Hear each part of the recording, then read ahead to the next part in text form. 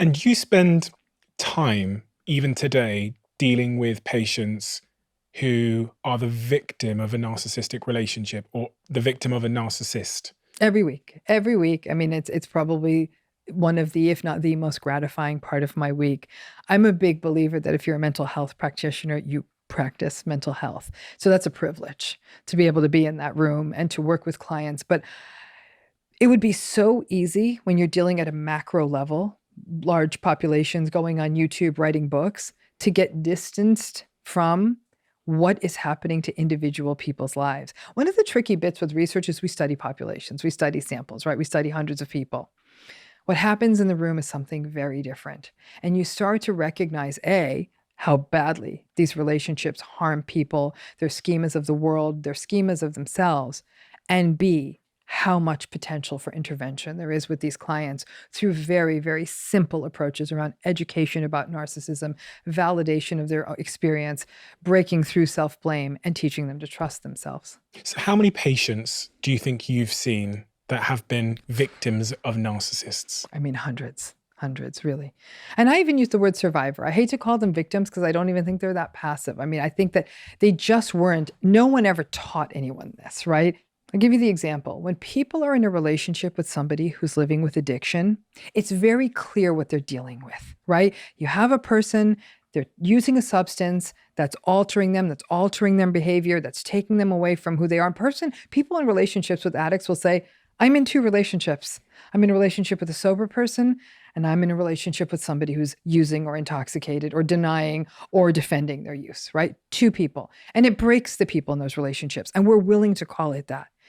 The experience people have in narcissistic relationships in a way is no different, with the added bit, though, that at least with addiction, people can say, I see what the behavior is. I see what the issue is. Addiction's a disease, and we know it's treatable.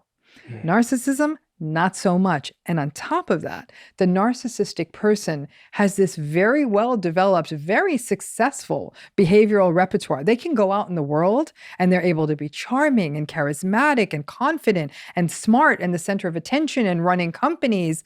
And behind closed doors, they psychologically eviscerate the people they're with. Spouses, partners, family members, close friends, maybe people who are below them in an organization, people where they can kind of get away with it. So the people they're harming, the world thinks this person's fantastic. At least a person who's in a relationship with an addict, people say, okay, I get it. They're using, this is hard. But for the folks in narcissistic relationships, a lot of people say, aren't you lucky that you're married to that guy? And the person's like, oh my gosh, are these people out of their mind? Like, so what do?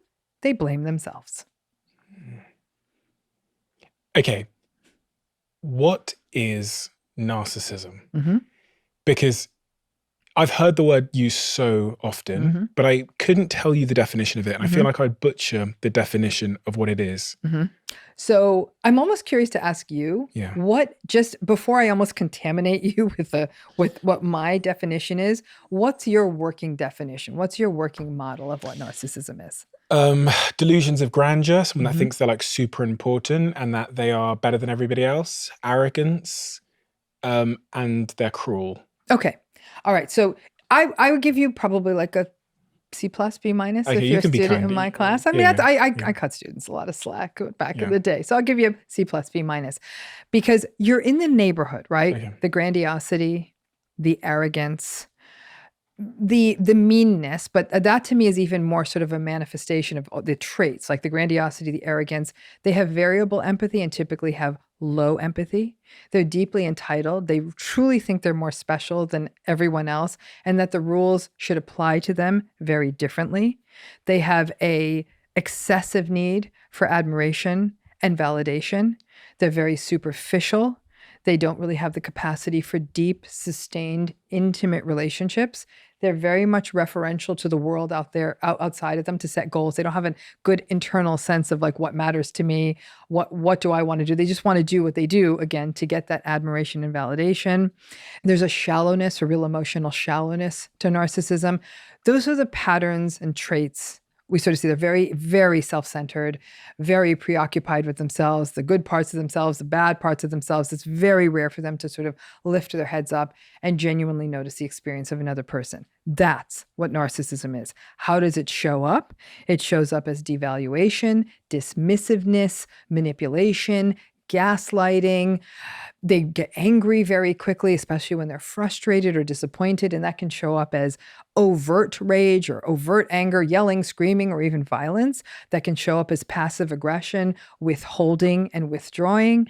They're prone to betrayal, they lie, they cheat, they make promises about the future they never keep, but they do that to keep people around so they won't leave them. So it's part of a larger sort of a manipulation.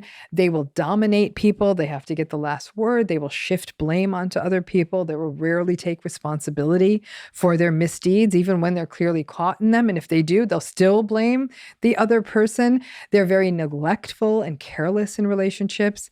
That is narcissism.